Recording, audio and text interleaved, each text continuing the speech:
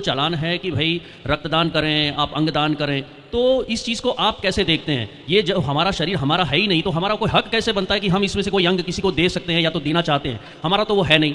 तो इसके ऊपर थोड़ा प्रकाश डालें। छोटे साथ साथ में एक दूसरा छोटा प्रश्न ये भी है कि जैसे हम देखते हैं काफ़ी अस्पतालों में जन्म से बच्चे कुछ न कुछ तकलीफों के साथ जन्म लेते हैं, तो जैसे लोगों के एक्सीडेंट भी हो जाते हैं, तो क्या इसको भी हम कर्म के विधान से ही देख सकते हैं क्या? ये आप सभी चैनल को सब्सक्राइब कर लीजिएगा। जो भी यूट्यूब पर देख रहे हैं चैनल को सब्सक्राइब कर लीजिए और शेयर कीजिएगा। जय श्रीमन नारायण। मैं तृप्ति आप सभी का स्वागत करती हूँ अपने YouTube चैनल में। आज की प्रश्नोत्तरी बहुत ही ज्यादा ज्ञानवर्धक होने वाली है, क्योंकि आज गुरु जी ने इनके सभी क्वेश्चनों का जवाब बहुत अच्छे से और शालीनता के साथ समझाते हुए दिया है। तो आगे हम इस वीडियो में देखने वाले हैं कि प्रश्न में कि कौन से एक ऐसे सवाल रखे हैं जिनका जवाब गुरु जी ने इतना सुंदर दिया है। तो बिना देरी करे वीडियो स्टार्ट करते हैं। महाराज जी नमस्कार जी। मेरा एक प्रश्न ये है कि जैसे अभी आप जानते हैं कि रक्तदान और अंगदान इसका काफ़ी प्रचलन हो गया है सब अस्पताल में वगैरह में। मेरे कुछ मित्र भी हैं, हमारी चर्चा होती रहती है, तो हम ये इस चीज़ पे थोड़ा आपका ज्ञान चाहते हैं, आपका आशीर्वाद चाहते हैं कि समझाएं आप कि जैसे अभी हमने कथा सुनी आपकी, जो अभी आगे कथा हुई, तो उसमें आपने एक बहुत अच्छी चीज़ कही कि ये जो शरीर है, ठीक है, वो भी भगवान का है। तो ऐसे समझें कि ये किराए का मकान है, हमें छोड़ देना है। तो जब किराए के मकान में कुछ तब्दीली हम नहीं कर सकते हैं जब किराए पे रहते हैं, तो ये शरीर भी अगर ऐसा है, तो आजकल जो चालान है कि भाई रक्तदान करें, आप अंगदान करें, तो इस चीज़ को आप कैसे देखते हैं? ये जो हमारा शरीर हमारा है ही नहीं, तो हमारा कोई हक कैसे बनता है कि हम इसमें से कोई अंग किसी को दे सकते हैं या तो देना चाहते हैं? हमारा तो वो है नहीं। तो इसके ऊपर थोड़ा प्रकाश डालें। छोटे साथ साथ में एक दूसरा छोटा प्रश्न ये भी है कि जैसे हम देखते हैं काफ़ी अस्पतालों में जन्म से बच्चे कुछ न कुछ तकलीफों के साथ जन्म लेते हैं, तो जैसे लोगों के एक्सीडेंट भी हो जाते हैं, तो क्या इसको भी हम कर्म के विधान से ही देख सकते हैं क्या? ये 2-3 प्रश्न साथ में जुड़े हुए हैं, इसके आपके जरा पहले का दे दूं।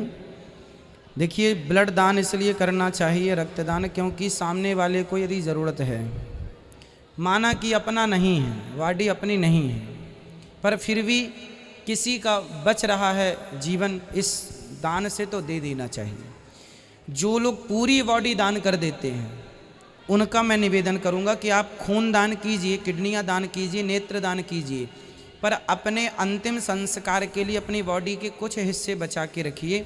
कम से कम आप भले आपकी बॉडी का आधा किलो मांस का आपका अंतिम संस्कार हो, क्योंकि बिना अंतिम संस्कार हुए आपकी फिर तेरही कैसे होगी, किस आधार पर होगी? क्योंकि जिस दिन अग्नि संस्कार होता है उस दिन से ही 13 दिन गिने जाते हैं। फिर वो बॉडी का जो राख है उसे गंगा जी फेंकने का, गंगा जी में डालने का विधान होता है, तो वो कुछ अवशेष रहें, और अग्नि के बाद ही पूर्ण मृत्यु मानी जाती है।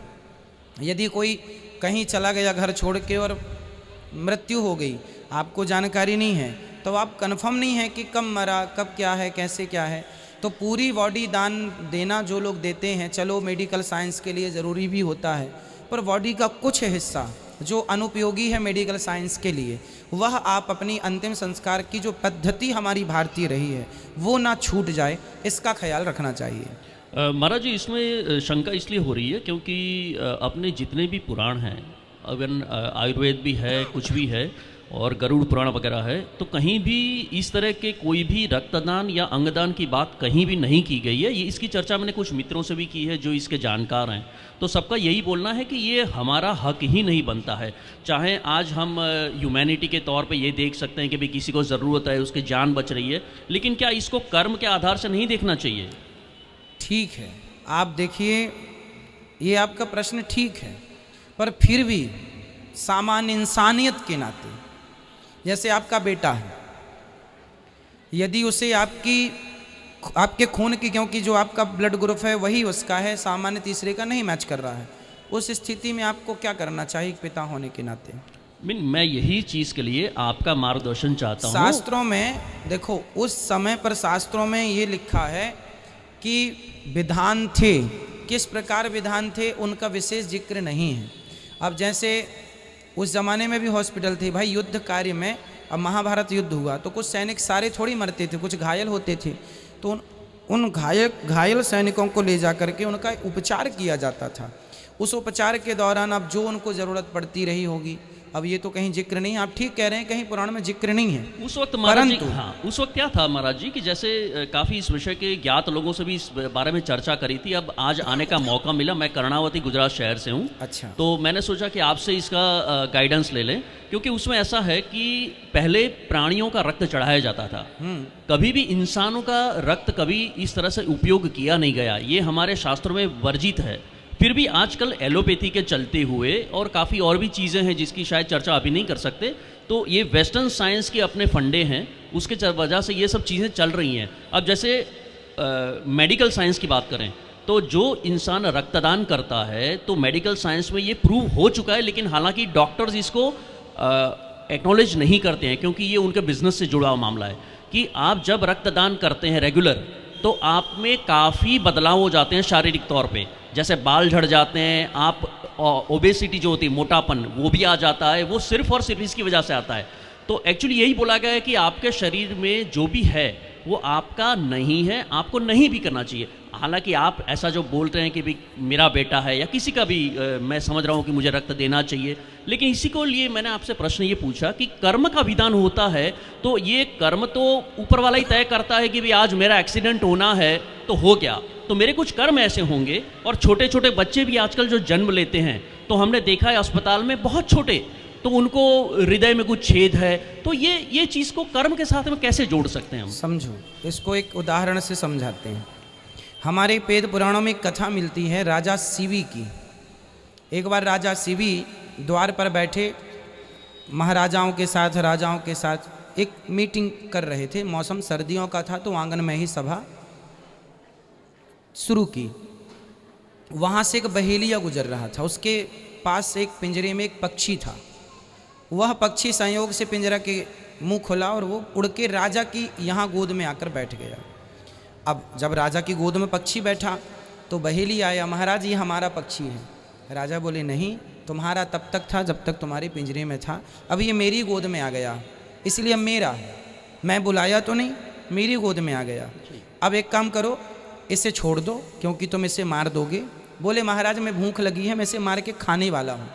राजा बोले नहीं बेटा, तुम जो मेरी शरण में आया है उसे न मारो, मारने वाले से बचाने वाला बड़ा होता है। नहीं नहीं, मैं तो इसी को खाऊंगा। आप राजा हैं तो क्या मनमानी करेंगे कि कोई भी आपके पास आ जाएगा, हमारी वस्तु आप क्यों लेंगे? राजा बोले तुम्हें इसके ये मांस ही तो खाना है, तो मांस चाहिए ना, तो मैं अपना मांस दे देता हूँ। राजा था, चाहता तो बकरे का या किसी मुर्गी का, किसी का भी, लेकिन राजा इतना बढ़िया था कि उसके राज्य में किसी प्रकार की कोई हत्या वो नहीं करना चाहता था। तो राजा ने तराजू बांधी, बोले ठीक है आप इसके वजन का मांस दे दो। एक पलड़े पर पक्षी को रखा गया, दूसरे पलड़े पर राजा ने अपने जांघ का मांस काटा जहाँ पे वो आके बैठा था। पर संयोग देखिए कि वो पक्षी का वजन ज़्यादा था। फिर दूसरी जांघ, एक राजा, एक सम्राट अपने पांव हाथ काट रहा है, जांघ काट रहा है, फिर भी वजन भारी था तो छाती का मांस काटा, पेट का मांस काटा, अंत में फिर भी भारी था तो पांव जांघ से काट दिया, दोनों पांव काट दिया, फिर भी भारी था। वो कोई देवता थे, परीक्षा लेने आए थे। अंत में राजा ने अपना सिर काटना स्टार्ट किया। तो सिर काटना जब शुरू किया तो पक्षी से भगवान प्रकट हो गए, वाह राजा, तुम्हारे जैसा धर्मात्मा राजा मैंने नहीं देखा। तुम्हारा जब तक इस संसार में, जब तक पृथ्वी रहेगी तब तक तुम्हारा नाम रहेगा। तो वह राजा, कहने का तात्पर्य है कि हमारे वेद पुराण, हमारे राजा महाराजा ये सिखा कर गए हैं कि यदि आपके अधीन कोई है, आपकी शरण में कोई आता है, तो यदि अपने बलिदान को देकर, अपने आप को देकर उसकी जान बचा सको तो बचाना ही धर्म है। ये कथा वेद पुराण। बिल्कुल, ये रघुकुल के इक्ष्वाकु राजा का उदाहरण दिया आपने, बिल्कुल सही है। और लास्ट ये चीज़ एक और मन में विडंबना ये है जानने की आपसे कि जो बलि प्रथा पहले चलती थी, ठीक है, उसमें जानवरों की, पंछियों की बलि देते थे, तो इसके बारे में आप क्या सोचते हैं? आजकल तो बलि प्रथा बाय लॉ सुप्रीम कोर्ट ने बंद कर दी है, लेकिन कुछ और धर्म की तो बलि प्रथा बिल्कुल चल रही है। बलि देने का हमारे वेद पुराणों में कहीं जिक्र नहीं है। अच्छा, हमारे यहाँ बलि का मतलब क्या होता है? राजा बलि के जैसा दान को बलिदान। देखो होता क्या है ना, लोगों ने शब्दों की परिभाषाएं बदल दी, अर्थ का अनर्थ कर दिया। बलिदान का अर्थ होता है राजा बलि, राजा बलि जिन्होंने वामन भगवान की सेवा की थी 3 पग भूमि, आप जानते हैं राजा बलि को। लेकिन महाराज जी वैसे हमारे इतिहास में नहीं, देखें, हम बता रहे हैं। बिल्कुल। बलि के जैसे दान को बलिदान सर्वस्व दान कर देना, और जहाँ जहाँ बलिदान की बात है वहाँ वहाँ हमारे यहाँ नारियल तोड़ना और कद्दू, जब कोई अनुष्ठान ब्राह्मण कराते हैं तो जो ये वाला कद्दू होता है ना जिसका पेठा बनता है, इस कद्दू को काट करके ये मान लिया जाता है कि ये बलिदान है। वैसे यहाँ राजपूत समाज के कुछ लोग बैठे होंगे, मैं जात पात में नहीं मानता हूँ, लेकिन जब से समाज की बात हो रही है तो राजपूत समाज को शायद पता ही होगा कि जब भी युद्ध होते थे तब पहले भैंस की या पाड़े की बलि दी जाती थी। तो ये चीज़ भी होती थी, ये तो हम ना नहीं बोल सकते भाई। होती तो देखो, आज भी आप बिहार चले जाइए, बिहार में आज भी कुछ जगह पर, भारत में बहुत सारी जगह हैं जहाँ आज भी बलि चढ़ती है, बकरे की बलि चढ़ती है। तो वो गलत ही है ना? गलत है। अब जैसे आप समझिए, हमारे भारत में एक मंदिर है कामाख्या माता जी, मंदिर, बिल्कुल, आसाम में है। हाँ, वहाँ पे भी बलि चढ़ाते हैं। बिल्कुल। यहाँ बंगाल की राजधानी, वहाँ भी एक माता जी का मंदिर है, काली माता। काली माता। वो बलि इसलिए चढ़ाते हैं क्योंकि वहाँ पे तांत्रिक लोग होते हैं। अच्छा। वो तंत्र विद्या को सिद्ध करने के लिए, उनकी सिद्धि, तब जैसे आपने रामायण में एक प्रसंग सुना होगा कि जब राम जी ने अटैक किया रावण पर, तो मेघनाथ ने गुप्त ढंग से एक देवी की उपासना की थी, जिसके बारे में विभीषण जी ने लक्ष्मण जी को बताया, और लक्ष्मण जी ने उस यज्ञ को उसके, तो वो जो तांत्रिक होते हैं, तंत्र विद्या, जी। तो वह तंत्र विद्या को सिद्ध करने के लिए बलि देनी ही पड़ती है। अच्छा। पर उसमें बलि का विधान अपने अंगूठा का 1 बूंद रक्त डाल देने का है। पर 1 बूंद अंगूठा का कौन चढ़ाए? तो बकरे को काटने। देखो, अर्थ का अनर्थ होता चला गया। जैसे हमारे देश में कहीं भी ये विधान नहीं। हमारे यहाँ देखो, वेद का पहला वचन क्या है? अहिंसा ही परमो धर्मः। जी, यहाँ से वेद शुरू होता है। बिल्कुल। जो अहिंसा ही परमो धर्मः की बात करता है, वो भैंस और बकरे की बलि चढ़ाएगा क्यों? जो लोग मनमानी नहीं मानना बाप की, नहीं मानना शास्त्रों की, अब जो किसको भैया मानना ही नहीं है, तो भैया अब जो आप मन करें फिर वो करें। क्योंकि कुछ राजा ऐसे हुए हैं जो अपने बाप को मार के राजा हो गए। जी। तो फिर ऐसे राजा तो मनमानी ही करेंगे ना। तो ये मनमाना ही आया है। अब जैसे हमारे देश में सती प्रथा, सती प्रथा हमारे देश में कहीं नहीं थी, बिल्कुल नहीं थी। जैसे भगवान राम की माँ कौशल्या जी, वह सती नहीं हुई, लेकिन फिर भी आरोप थोप दिया जाता है कि सती प्रथा कुछ राजाओं ने मनमानी की, जो नारियां विधवा हो गईं, ना चाह करके भी उसको चिता में जबरदस्ती जलाया। ये क्या हुआ? मनमानी हो गई। फिर राजा राम मोहन राय जी ने इसका विरोध किया जी। तो ये परंपराएं बंद हुई। ये परंपराएं, अब आप कोई कहे कि आपके वेद पुराणों में तो सती प्रथा थी, नहीं जी, कहीं नहीं लिखा। सती प्रथा थी पर इच्छा से थी, जिसको मन हो तो जाए, नहीं मन है तो नहीं जाए। जैसे पांडु के मरने पे माद्री तो सती हो गई, पहली पत्नी, दूसरी पत्नी, पर कुंती माता रह गई। तो जिसका मन है वो सती हो जाए, जिसका मन नहीं है वो सती ना हो। उसी प्रकार हमारे यहाँ कामाख्या मंदिर में जो बकरा चढ़ता है, वह मंदिर में माता जी को नहीं चढ़ता। चूंकि कुछ लोग अपनी विद्या को सिद्ध करने के लिए बलि मंदिर में चढ़ाते हैं, तो देवी जी बदनाम होती हैं कि माता जी बलि चाह रही हैं। जो अहिंसा ही परमो धर्म की बात करता है, वहाँ बलि को कैसे स्वीकार करेंगे? मैंने अगर मानव धर्म है तो आप खुद की बलि चढ़ाओ। हाँ, दूसरे की क्यों अपने अभिमान की बलि चढ़ाओ, अपने बुराइयों की बलि चढ़ाओ। काम, क्रोध, लोभ, मोह, हमारे अंदर देखो लाखों बुराइयां होती हैं। हम एक एक बुराई की रोज भी बलि चढ़ाएं तो मरने के पहले तक हम ही भगवान हो जाएंगे, आप ही महापुरुष हो जाएंगे, कोई बुराई ही नहीं बचेगी आपके अंदर। तो अपनी बुराइयां, अपनी बलि कोई ना चढ़ाकर बकरा पकड़ के ले आते हैं। क्या बिगाड़ा बकरे ने? हमारे सनातन धर्म में कहीं इजाजत नहीं है। भागवत जी में एक प्रसंग है, पंचम स्कंध के आखिरी में, हाँ, वहाँ पर एक प्रसंग है, चतुर्थ स्कंद के आखिरी में है शायद, तो वहाँ पे प्रसंग है, प्राचीन बरही का उपाख्यान है। एक राजा थे प्राचीन बरही नाम के, वह यज्ञ करते थे, खूब सारी बलि चढ़ाते थे। फिर नारद जी ने उनको रोका था, ये क्या कर रहा है तू, नरक जाएगा। नारद जी ने रोका है पशुओं की बलि चढ़ाने। प्राचीन बरही भागवत जी का प्रसंग है। तो हमारे यहाँ तो नारद जी हों चाहे वेद पुराण हो, सब रोकते हैं, ये गलत है, ये गलत है। बिल्कुल बिल्कुल बिल्कुल।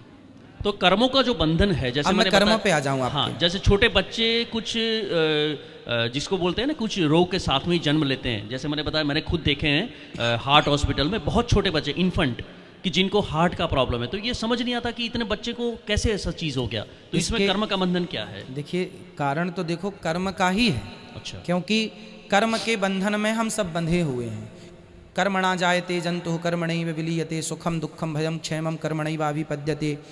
को न काहू को सुख दुख कर दाता, निज कृत कर्म भोग सब भ्राता। तो शास्त्रों की अन्य सूक्तियों के द्वारा ये सारांश निकलता है, अर्थ निकलता है कि कर्म का ही लेना देना है। अब जैसे पहले के ज़माने में पोलियो ज़्यादा था, पर हमारे यहाँ टीका बन गए, पोलियो का टीका लगने से पोलियो कम हो गया। दिल का छेद, इसलिए कई बार माता का खाना पीना ठीक नहीं, पोषण मिल पाता तो बच्चे में कोई ना कोई कमी रह जाती है, इसलिए खान पान अच्छा रखना चाहिए। तीसरा, देखिए यदि कोई अंधा है, कोई लंगड़ा है, कोई बहरा है, तो समझ लेना चाहिए कि यह इसके इस जन्म का कोई नहीं है, ये पिछले जन्म का कोई पाप है जो इसके से साथ साथ चल रहा है। तो वो कर्म तो है ही, तो कर्म दंड तो भोगने ही पड़ेंगे। दशरथ जी को भी कर्म दंड भोगना पड़ा। श्रवण को उन्होंने मारा, माता पिता ने श्राप दिया, कर्म दंड उनको भोगना पड़ा, पुत्र वियोग में तड़पना पड़ा। भीष्म पितामह, उन्होंने एक सांप को, तड़पते हुए सांप को कांटों में फेंक दिया था 21 जन्म पहले। इस जन्म उन्हें बाणों की सैया पर लेट के अपना कर्मदंड पूरा करना पड़ा। तो इस संसार में जो भी आप प्राप्त कर रहे हैं, अच्छा या बुरा, सुख या दुख, वह आपके कर्मों का फल है, माना कि परंतु फिर भी हमें यदि किसी प्रकार का भी हमें बीमारी है, दिल में छेद है, तो आज साइंस ने तरक्की कर ली है, मेडिकल साइंस ने, यदि ऑपरेशन हो सकता है, आप करा सकें, हम करा सकें, ये करा सकें, कोई गरीब बच्चे की जान बच जाए। देखो कर्मदंड तो होता है, कर्मदंड तो है ही वो, पर फिर भी भगवान ये भी तो कहते हैं कि तुम्हें कर्मदंड तो मिलेगा, पर हम किसी न किसी रूप में तुम्हारी कुछ दिनों के बाद ये तकलीफ दूर हो जाएगी।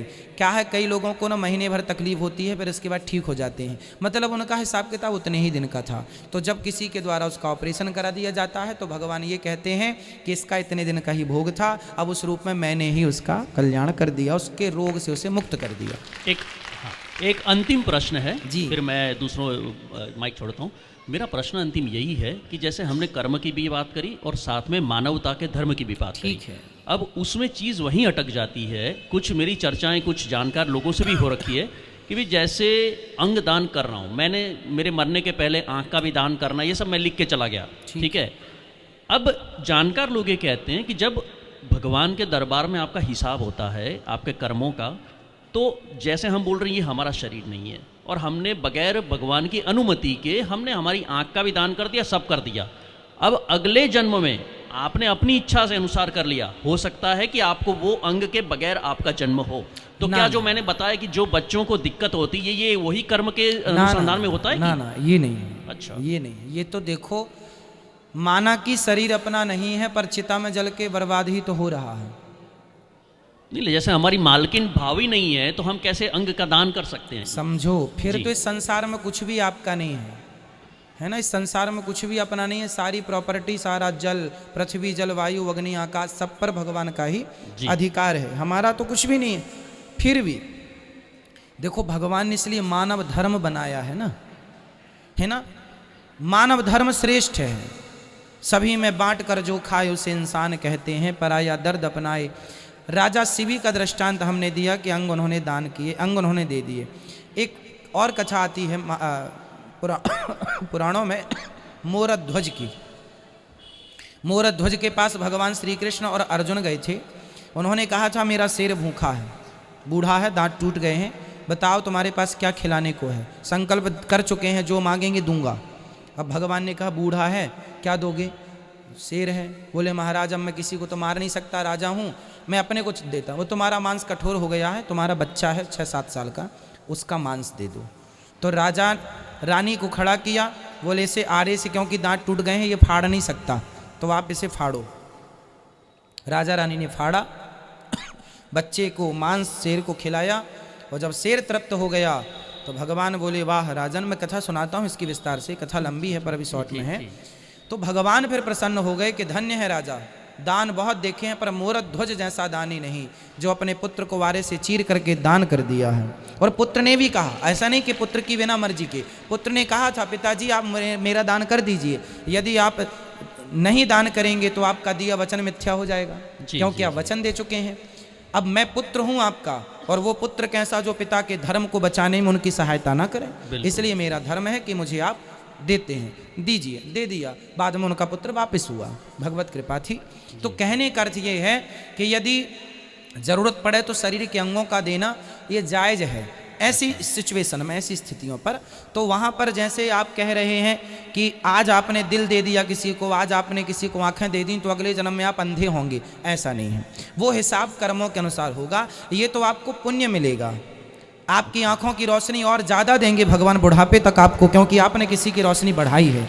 तो आप ये पॉजिटिव सोचिए कि भगवान आपकी आंखों की रोशनी ज़्यादा देंगे। एक मेरे पास कई वर्ष पहले मैं एक जगह कथा सुनाने गया था, तो एक बेटा मेरे पास आया और माँ भी आई। तो बेटा खड़ा था, हंस रहा था, और माँ हल्की सी बैठी। मैंने कहा क्या हुआ? बोले महाराज जी अभी 10 दिन पहले ऑपरेशन हुआ है। मैंने कहा क्या हुआ? बोले हमारे बेटे की किडनी खराब हो गई थी, तो हमने अपनी किडनी दी। एक माँ ने अपने बेटे की किडनी दी, और माँ तो माँ होती है, एक बेटे की किडनी देकर बेटे की जान बचाई। कुछ दिन बाद पता चला कि माँ गुजर गई।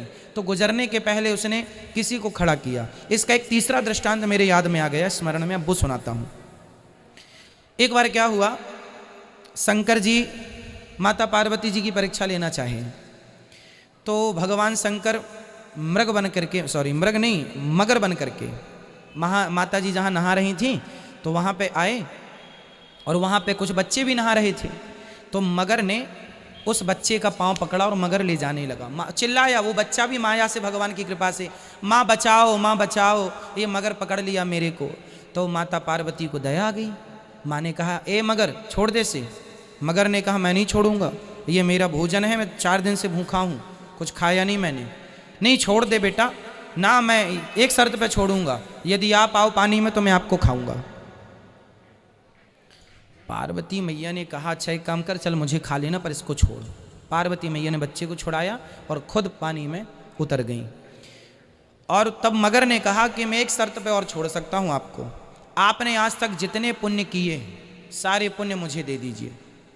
माता पार्वती को लगा मैंने 10,000 तक तप किया, तब तो शंकर जी पति मिले, अब फिर करना पड़ेगा तब पति मिलेंगे, अब क्या करें, चक्कर में पड़ गई। पर कोई बात नहीं, यदि वचन है, यदि बच्चे की रक्षा करनी है तो लो, हाथ में जल लिया।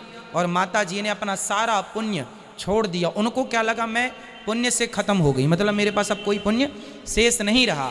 तब भगवान शंकर प्रकट हो गए, देवी तुमने जितना पुण्य किया था उसका सब डबल हो गया, क्योंकि तुमने पुण्य दान कर दिए। तो जो भी दान की जाती है, दानम दुर्गति नाशनम, जो भी वस्तु दान की जाएगी वह डबल होकर के आएगी। ना कि आंख दान करने से आप अंधे होंगे, आंख दान करने से आप और ज़्यादा रोशनीवान बनेंगे, अगले जन्म में आपको बुढ़ापे तक आंखें खराब नहीं होंगी। राधे राधे। ठीक है, खुश रहिए। कैसी लगी आपको आज की मेरी वीडियो? अगर आपको मेरी वीडियो पसंद आई हो तो मेरे चैनल पर इसी तरीके से आप बने रहिए। इस तरीके की वीडियो के साथ मैं फिर से हाजिर होंगी। तब तक के लिए राधे राधे दोस्तों।